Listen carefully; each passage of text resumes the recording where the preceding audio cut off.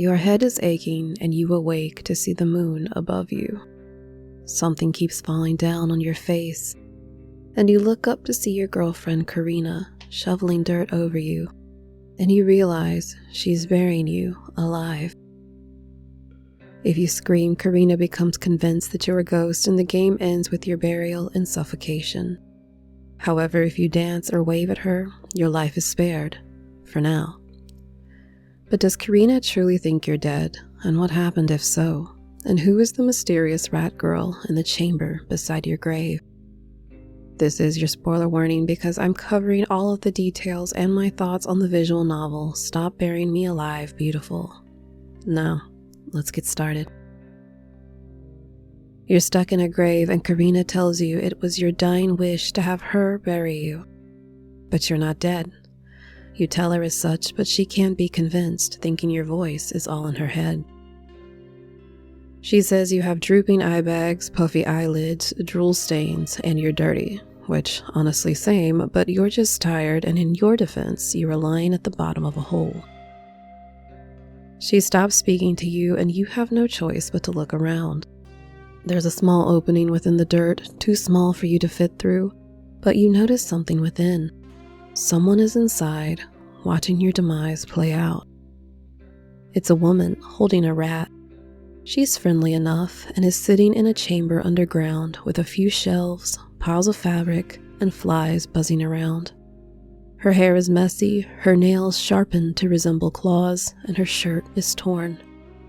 She tells you her name is Remie and agrees that you're not dead, yet she won't contradict you when you mention your girlfriend said otherwise. She immediately asks you to live underground with her and to join the mischief, which is the term for a group of rats. She tries to sweeten the deal by mentioning the rat god that comes to visit sometimes. Throughout the game, you must fend off rats from trying to eat you alive, but occasionally the rat god appears and catching it will replenish your life bar. Remie refuses to talk to Karina to convince her that you're alive, stating that Karina wouldn't be able to hear her this far down, even if she wanted to. She says things will get too complicated if too many people knew that she was living underground. Instead, she asks you to play a card game that she created, believing it will help your mood while she and her rats open the hole so that you can enter the chamber. You'll go on to play this game multiple times, and when you suggest making a Rat King card, Remie says not in her house because she always ensures their tails are untied. This is because a Rat King is a phenomenon of which a group of rats in close proximity to one another become tangled together by their tails due to sticky substances like food and sap. Escape is next to impossible, and rats will resort to gnawing off their own tails or dying in the process. The symbolism of the Rat King seems to mirror your relationship with Karina, and perhaps Remie is saying that there would be no feelings of being stuck or controlled if you chose to stay with her. As you play new hands with Remie, you learn that she built the chamber on her own and prefers being with the rats than living above ground. She feels humans are not all they're cracked up to be and tells you that she was once a wildlife vet before realizing what happened to the animals she cared for. She tells you she's not really used to people anymore or even good at understanding them in the first place, but she would try for you. She doesn't regret her choice for staying underground, but some people make it worth trying for. Meanwhile, Karina is still unconvinced that you're alive. You explain that Remie is with you and knows you're not dead, but Karina states that Remie the rat girl is someone she made up, that she's not real. If you mention to Karina that Remie has been speaking all along, she'll tell you all she hears is the rats. Karina tells you that she cried for 3 whole days over your death, and she feels as though you're haunting her. She also feels that if you were alive, you would care only for yourself instead of feeling sorry for her. You ask her to convince you that you're dead, since you're getting nowhere convincing her that you're alive, but she disagrees, believing this talk with you will help her move on. You warn her that she can't move on if she's in jail for burying you alive, and this is when we find out that everyone in her family are lawyers and have avoided jail time for generations. When you tell her that's not the point, she says that this conversation really brings her back. But brings her back to what? A time when there was a misunderstanding between you two, or a time where she was doing something wrong but knew she would avoid any repercussions? She wants to know why you never bought her roses, implying that even though she didn't like them, the thought of doing so would have showed you cared. She hopes that your ghost will be honest with her, but I don't think she's talking about just the flowers. Wanting closure, Karina asks you if you kicked your teacher. She heard this rumor from a woman named Jay who recognized your jersey on Karina while she was at a club. I find it odd that she mentioned this detail specifically, almost as if she wanted you to confess to something, but maybe I'm reading too much into it. Karina also wants to know what you wanted from her out of your relationship. If you answer flowers, she'll tell you that she gave you plenty of roses at your funeral. If you answer food, she'll reply, "Don't we all?" But if you tell her that you only wanted her to be happy, she'll tell you it's a cop-out answer and she hates cops.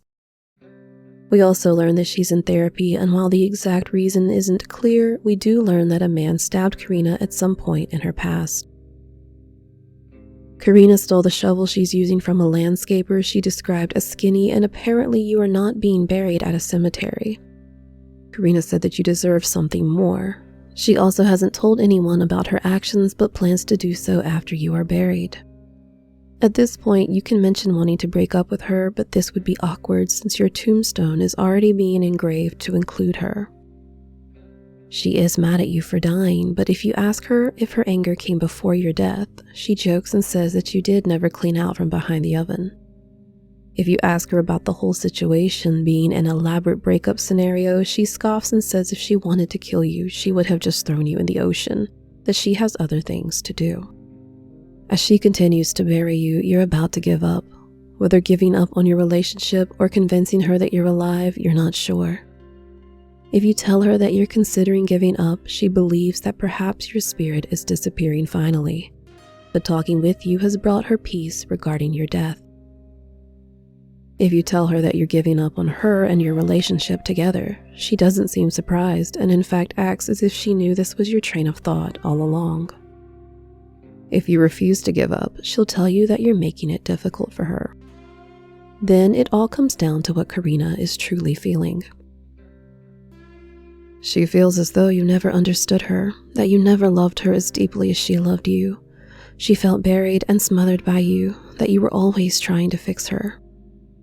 During the garden tour you took together, they both told you that roses meant love and you never bought her any. She hated knowing that. You loved her in a way that made her feel unloved. She says you loved the idea of having a girlfriend, but not necessarily Karina herself. Ultimately, if you fended off the rats long enough and said the correct things to Karina, she decides to stop digging. Her back is hurting and she's still not certain whether you're alive or dead. But if you are alive, she'd want to start over with you and hope she'll come find her, if you can forgive her for the whole grave digging thing, that is. So now you must choose. Join Karina, Remie and her mischief, or do you stay in your grave? Choosing neither woman obviously results in your death. Choose Remie and she will welcome you to her mischief with a handful of flowers and what appears to be a mud cake with a candle on top. She thanks you for staying with her and is glad you're there. If you choose Karina, she is crying and happy to see you. She can't believe that you're actually alive. She'll tell you that if it wasn't for her, they would have buried you long before you woke up. She watched you die. The paramedics couldn't find your heartbeat and pronounced you dead, pulling a sheet over you and calling your family to announce your death. You both agree to try harder in your relationship and decide to go home to tell your family that you are in fact alive. So throughout this game, I found it oddly coincidental that you were buried right next to Remie's underground home and that Karina stated she had made Remie up. If you look in the game's files, assets related to Karina are labeled as Carlock with the first 3 letters of the file indicating her name. Files for the rats also begin with RAT and then there's Remie's. Her files are labeled SHART, which honestly made me giggle a little bit, but bathroom humor aside, SHA could also be the first 3 letters of Remie's true name. There's honestly not much to go on to suggest if Remie is in fact a real person. If you only go by the ending, then we can assume she's real because the final text mirrors Karina's ending when it says that you get to live to see another day. It's assumed that you live your life underground with Remie and the rats. But if Karina told you she made Remie up, it does make me wonder if perhaps the two knew each other at some point. Maybe Karina heard rumors of Remie leaving society and choosing to live underground, hence the story she tells you about a rat girl. Then there's one other possibility that I'll get to soon. If you choose Karina in the end, you learn that she watched you die, yet here you are. It seems that Karina, as well as your family, truly believed you were dead, so the question remains, what happened to you? I didn't have to search long before finding a plausible idea, one that has been used throughout horror media before and is most famously covered by Edgar Allan Poe in his short story, The Fall of the House of Usher. In this story, the narrator helps his childhood friend Roderick, whose twin sister Madeline is described as suffering from a settled apathy, a gradual wasting away of the person, as well as affections of a cataleptical nature. Madeline is later pronounced dead, and the narrator and Roderick place her body in a tomb. The narrator notes Madeline's rosy cheeks but believes her to be dead. Later in the story, Roderick reveals that he's heard noises coming from the crypt, believing they buried Madeline alive. She appears in the doorway, her white robes covered in blood, suggesting she struggled to escape the tomb she was trapped in. Madeline's illness is very similar to a real condition called catalepsy and can be described as a loss of voluntary motion, muscle rigidity, and fixed posture, which can be confused for rigor mortis. There's also decreased sensitivity to pain and almost indetectable vital signs. This illness is the stuff of nightmares because those afflicted with it can very much appear dead. There have also been cases of people ending up in morgues and even mistakenly buried alive in the past when medical professionals failed to recognize this condition. An attack of catalepsy can last from minutes to several days, with the latter occurring in exceptional cases. But still, it's not unheard of. This would explain how your character appeared dead for the 3 days. Catalepsy can be caused by certain disorders as well as drug toxicity from the medications haloperidol and chlorpromazine. While there is no evidence of your character having a particular disorder, it is mentioned in the dialogue that both you and Karina attend therapy. Haloperidol and chlorpromazine are antipsychotic drugs that can be prescribed by a psychiatrist to treat nervous, emotional, and mental conditions. Both medications can be used to manage symptoms such as hallucinations and delusions. What if Remie was a visual and oral hallucination? Your character would have been without medication for days and awakened to a very stressful experience. Stress can indirectly cause hallucinations by exacerbating psychosis in psychotic, mood, anxiety, and trauma disorders. Most of these disorders can also occur at any age, and if your character's condition presented shortly before the incidences of the game, this would explain why their symptoms are new and not recognized by Karina or the family. If your character was experiencing new symptoms associated with the disorder and went to their psychiatrist for treatment, the catalepsy could either be a result of the disorder itself or the new medication. They would have been prescribed one of these medications and was either issued too high of a dose or unknowingly took too much medication at once. This resulted in the cataleptic episode that made your character appear to be dead. Their heartbeat and breathing went undetected by paramedics because their vital signs dropped incredibly low. They remained in that state for days as Karina kept their body from the morgue and being buried, and all the while they were very much alive. Coming to inside a grave, knowing their girlfriend is the one burying them, may have created a great deal of stress and could have triggered the hallucination of Remie, the rat girl Karina once told them about.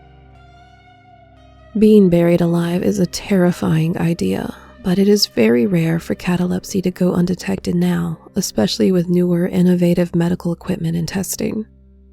I only found 2 more recent cases, with far more cases being presented in the 1800s during Poe's time. But I want to know what you think. What events do you think led to your character being in that hole? And what about Karina? We know she comes from a family of lawyers, either studies law or practices law herself. She hates cops and was once stabbed by a man. Do you think her history has anything to do with the events of the game?